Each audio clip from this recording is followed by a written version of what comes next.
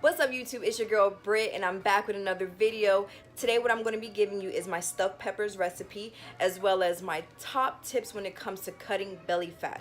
Now I know with girls we have this problem a lot. We're worried about this lower belly part. We're like, oh my god, it's like da da da da. Now look, that's how it really is, right? Naturally we suck it in, but that's what it looks like. So first off, don't get fooled by a lot of the different things that you may see on social media and stuff like that. Our bodies do bloat, our bodies do hold water, we do have pudges. We just know how to make it look a little bit better. So that's why I try to push on you guys that it's about having a healthier lifestyle. It's not about having ripped abs, it's not about having like the best bikini body. It's about having a healthier body. It's about doing things not only to make your body look good on the outside, but also on the inside. So what I'm going to be providing you guys with today is some tips on how to cut belly fat and of course also my recipes. So stay tuned. Oh, don't forget, make sure that you like, comment, subscribe before this even starts, because I want to make sure that next time that I upload something, you guys are the first to see it. So my first tip is to subtract any type of sodium that you can from the different foods that you're eating. A lot of people are used to putting a lot of salt, a lot of seasonings, but you don't understand how the sodium makes it where you keep water inside of your body and keep that bloat look and just keep that excess water. That's something that you want to try to avoid. So what I personally do, instead of putting a bunch of different sugar and seasonings, is I put natural herbs. You know, I'll add my thyme, my oregano, my garlic, different things like that that can make your food flavorful without adding to the bloat and making where you don't have that V cut, you know, the little abs that you may see. A lot of times that goes away because you have a lot of different sodium and water in your body. My second tip is to add some potassium rich food into your diet, like potatoes or banana, because what that does is it actually helps to collect the water, the extra water and bloat that's in your stomach. So if you add different foods like that in your diet, then that right there can help to counterbalance some of the sodium and some of the salt that does come inside of your body. My next tip is to make sure that you're subtracting sugar alcohols from your diet.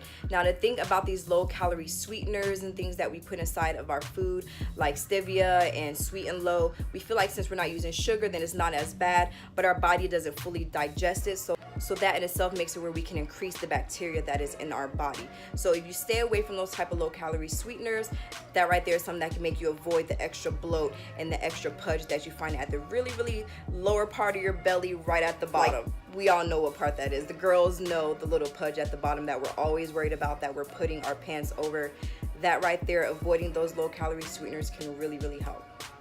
So one of my number one tips when it comes to reducing the bloat and making sure that you don't have that extra belly fat is make sure you drink your liquids. A lot of people feel like they can't drink too much water. It's hard for them. They want to drink juice instead. Drink more water. Drink a lot of water, because the thing about it is that every single time you're drinking water, you're flushing everything that you had before out. So if you're not drinking water, if you're not flushing things out of your system, then it's just sitting there. It's making it where you're able to gain weight, and that right there is what we're trying to avoid. And then my last tip, of course, is to make sure that you're subtracting the extra sweets and sodas from your diet. I know it sounds good, it tastes good, it's something that we're used to. But the thing about it is that you can get used to drinking water that is like detox water. You can get used to eating fruit or just healthier alternatives. So I know that in the beginning it may be a little bit hard for those who like to munch on ice cream and cookies and stuff like that. But if you stop for just a second and you make a healthier choice, swap that out for something better, then I guarantee you it will definitely help with that extra belly fat. So those are my top tips for reducing belly fat and bloat. Up next we have my recipe for my stuffed peppers. So I can't wait to show this to you guys. Drop any questions below if it's something that you would like to see again, you know, other different recipes on video, because a lot of us, we have problems with eating. We don't know how to make healthier alternatives. So this right here is a nice alternative to, you know, spice up the kitchen. You know, you have a couple ingredients in the fridge, you don't know what to do with them, put them together, make the stuffed pepper, and it's going to come out amazing.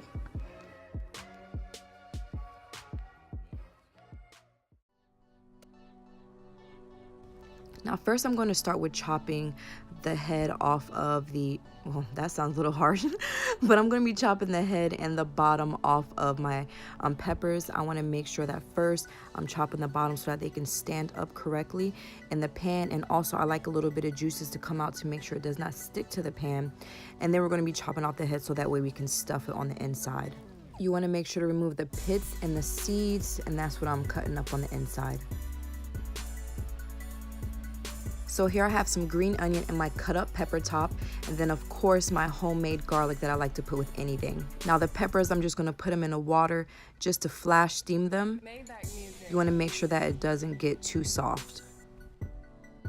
Now I'm gonna saute my peppers and green onions in my homemade minced garlic and olive oil. I usually use spinach when I make my stuffed peppers, but I did have these leftover green beans. I just chopped them up. I don't want to waste anything that I have in my refrigerator whatsoever. So the meat I'll be using today is my ground turkey, but what I also have is my spicy turkey sausage, and I'm going to take that filling out as well and put that inside of my stuffed pepper. It really just gives that extra flavor. So here are my beautiful peppers that I got out of the boiling water. I'm going to give it some time to rest, which also gives me time to season my meat. That Sazon gives me that color that I really love. I have some Worcestershire, you know exactly what I mean, the Worcestershire sauce, and some black pepper as well. After it's all the way cooked, I add my veggies back in the mixture. And then I forgot to add that tomato earlier, so I had to make sure that I diced it up and put it inside of my meat and veggie mix that's going to be going inside of my peppers. Now to add to my carbs, all I did was add some white rice that I had left over, again making sure that I'm not wasting anything.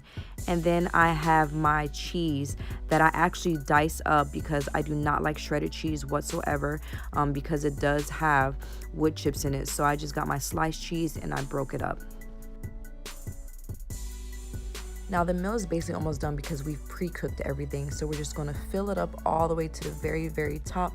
Make sure to stuff them as much as we can. We're just gonna put the cheese on top. I put my oven on broil for about 6 minutes. And then that's really just gonna be it. Take them out the oven and this is what you're gonna get.